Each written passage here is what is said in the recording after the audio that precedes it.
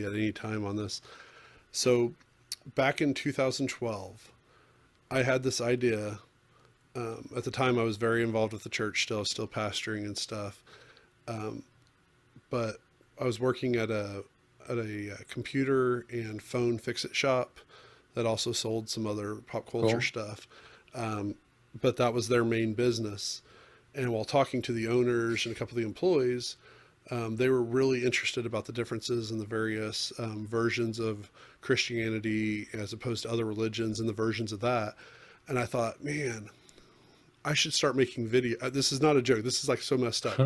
So I just remembered this yesterday. So I was like, well, this would be kind of cool. I could make 5 to 10 minute videos talking about like the history of this denomination or this religion and then the various sectors, and that like I just have all these videos and stuff, and it'd kind of give me a quick tool because I love church history. I love kind of the history of religion and stuff. And the owner's like, yeah, man, I'll sponsor you on this. I'll give you like $2,000 to start. And I was like, oh wow, that's more than I make here. Um, and then I was talking to one of my professors from the school I graduated, and he just shot that down like that's the stupidest thing I've ever heard, because you're obviously going to need at least 5 hours minimum of talking about each one, and like oh, just all the work you're going to have to do is just Nobody and wants to spend 5 hours learning about one denomination. yeah, and just like really shot down. And you have to remember 2012. This is really before podcasts kind of picked up. This is before a lot of the informational type stuff picked up to the degree it has now. Um, and even though this was a professor I really didn't like when I had him, uh, I listened to him and I decided, I'm not gonna waste my time and money on this. And this is with a sponsorship deal literally right at the front of the table. Wow. And so I passed it up. And I still haven't seen it done as well as I think I could have done with a lot less money. But now that kind of stuff is just everywhere and it's on every subject. YouTube has, you know, versions of just like basic stuff. There's Yeah. so many things, and I'm like, yeah, I could still do it in a sense. I don't have the same passion for it that I did then, but I'm just like, I passed up on something that probably would have been profitable in the by this time period, like 10 years later, and also was just something that I completely listened to one guy who knew nothing about technology. Um, you know, And also technically was her competition, right?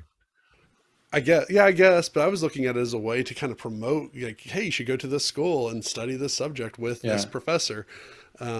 Yeah. So Well, I'm and sorry for those of you who have these NFT dreams that I'm shooting down right now, but for well, all of you, we're fully admitting here that we could be totally wrong, right? oh, absolutely, And absolutely, I'm I've wrong all the time. yeah, I've That's my definitely daughter. been wrong. I'm not wrong all the time, but depends what, right? Yeah. Um, and I say that because, and I know you've probably had some misses on business here or there, not necessarily maybe the choice, but maybe you took a partner on or you made a decision that wasn't the best one. And, I think back on some of my life, some of the decisions we made them out of fear. We made them out of, um, Listening to I, the wrong people rather than yeah, listening to your intuition. especially if it's a passion job, it's really easy to look at the money and be like, hey, I tell the story about where I passed up on something that was offering money to do something I was passionate about. But on the other hand, I took a job once because it offered more money. It would have been nothing to do my passion, but I took the money to do the job for another company and ended up hating that job, hating the thing I was originally passionate about. Yeah. And I'm not blaming my wife, but she was so scared that we were going to be out on the streets. So I took a job that I didn't really want. And I mean, it provided for us for a few months, but it caused a lot of spirals in my life that reshaped what I was passionate about. And then something that I had spent literally hundreds of thousands of dollars on studying became less and less important. So, you're not going to win them all. You're not going to lose them all. But sometimes it's the delicate thing of, do I risk on this or do I risk on that? Do I hold back on this? Do I hold back on that? And it gets popularized in the World Series of Poker, where Yeah. they're literally one hand could be the make or break for them moving on to the next level or possibly even winning it all. And sometimes no matter what you do, it seems like it's the wrong decision. Sometimes it seems like you're on a hot streak in the right decision. Well, I think you got to kind of do stuff before you find out that it's your passion. And I'm sure you would agree with that, but but you're a writer. You've done all these things in your life, and it's I think that's part of the greatest part about being human, right? Is Right. being able to go explore these things, especially in the United States. Like we have so much access to go do things. Like we have the freedom to say things, have a podcast where we can say whatever we want. At the very worst, they're going to kick our channel off or take an episode down. Right. So, Right. it's Or it's get pretty, sponsored. yeah, it's pretty cool. But so one of the things I've really come um, aware to over the last 6 months, and I was actually like journaling about this earlier, so that's why I bring it up. But I've learned so much from my kids, and I was talking to someone recently, and he was saying like, your kids don't sit there and think about going playing this other toy. So say they were reading a book and then they're like, oh, I want to go play with this fire engine now. They just go and freaking do it, right? Right. But we grow old and we're like, well, I wonder if people are going to judge me for playing with this fire engine, like, and stuff like that. And it kind of keeps us from, and many times, going after and trying things out that we really want to do. And it's just like, how do you know if you're going to like it until you try it? Right. So um, over the last 6 months, I've really taken that on more. I've tried to live more childlike and explore different things and just kind of see where they go. Like this podcast is one of those things. And, like I said, I was inspired a lot to do this, and I'm glad that I get to do it with you because of your experiences doing Nobody's a Nobody, like getting to interview and learn about all these different people. Like it's pretty fun. So there's not a lot to lose, but there is a lot to lose if you don't go out and try to see where things might have been Yeah. or gone. The gain you get from trying beats whatever you could potentially lose. Yeah, Um, totally.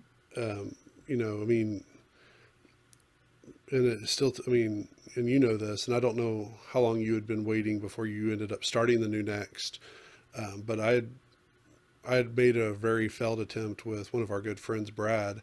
Um, we had an idea that we loved, and we were going to talk about books, but we ended up agreeing too much, and it made for a really awkward discussion, let alone listening. And we recorded about 5 hours worth of stuff. I've still got it. So if you ever need to blackmail Brad, let me know. Um, but we both had been listening hardcore to podcasts for 2 or 3 years at that point, Yeah. and it failed. And then it was another 2, 3 years before I started Nobody's a Nobody. And that was because of a combination of things where I was kind of stuck, and our friend Rob gave a speech, and then some other people's stories. They kind of all coalesced at once, and I was like, you know what? I'm going to try. I spent, I think, about $150, $200 total, which I waste on restaurants and stuff very easily. Yeah. And, put it together, and it ended up being a lot more successful than I was expecting it to be. And it eventually kind of really led to us, starting to hang out more on the side with disc golf and everything. Another thing I've spent a couple $100 on that I like but don't love. So it is kind of cool how starting that podcast, even if that was the only thing that came out of it, our friendship has really grown because of it. And um, every endeavor, even the ones that suck sometimes, are ones that definitely push you to kind of figuring out, like you said, knowing what you like and don't like, but being able to do more of what you like, and Yeah. hopefully less of what you don't like, or at least only enough that you have to do to get to where you're hoping to get. Well, I think without problems or without humans having something to put their Hmm. passion into, we go we go crazy. So Yeah.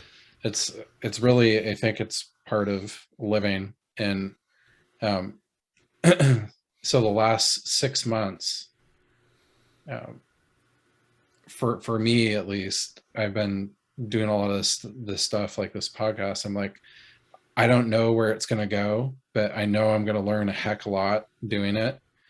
So that's, if nothing else happens, then that's going to be a huge learning experience for me.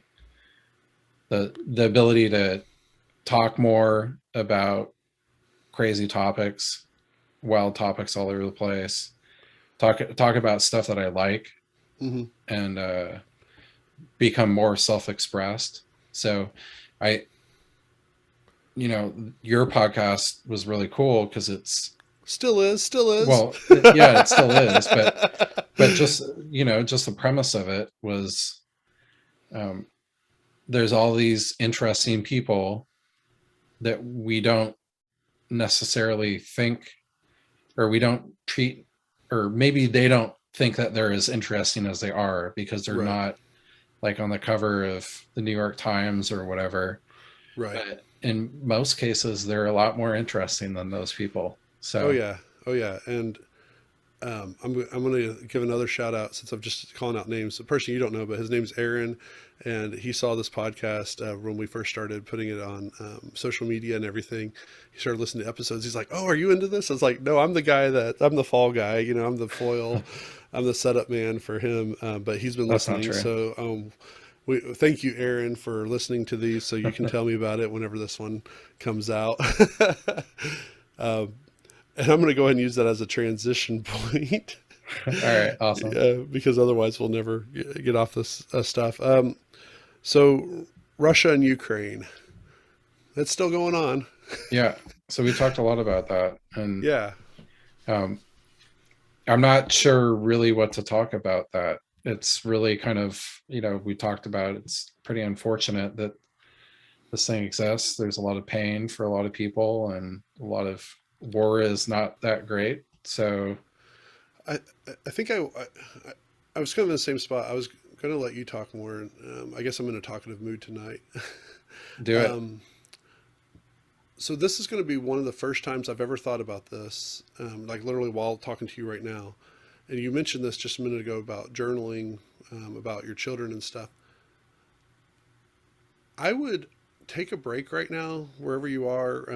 If you're driving, don't pull over and hurt yourself. But go start journaling about some of your exposures to what you're seeing about the war. Um, I do a lot of sports history. I read a lot of sports history. I really like statistics. I love sabermetrics applied to any sport, and it's kind of interesting when I read back about events that I watched, whether live or on TV. And this is on any event, but it's easier for me with sports because I can remember like when the Bulls played the Lakers in the finals, and I remember my feelings. I remember when the Cowboys played in the Super Bowls. Um, Write down what you're feeling. Write down what you hear the news saying. What people around you are saying. It doesn't have to be in depth. I mean, if you have time, write in depth about your feelings and stuff. Because at some point, this is going to pass, and it will be interesting 5, 10, 20 years down the line to go back and look at that and what the history accounts, what they say what happened, and what you actually wrote down as what the memories were and stuff. Because having gone through the Oklahoma City bombing, which we just at the time of this recording we just celebrated 27 years last week, something that was very devastating for me and my family.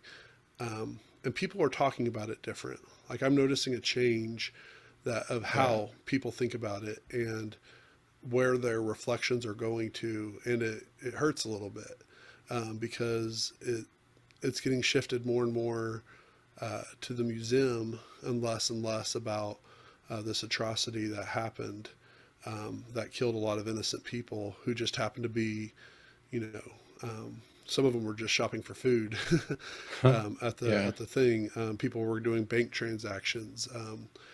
9/11, we're starting to hear, and I'm not talking about like the big stuff. I'm not. I mean, like just how people are remembering what happened on that day and stuff. This Watching is good. people jump out of the windows real Yeah, time and being like,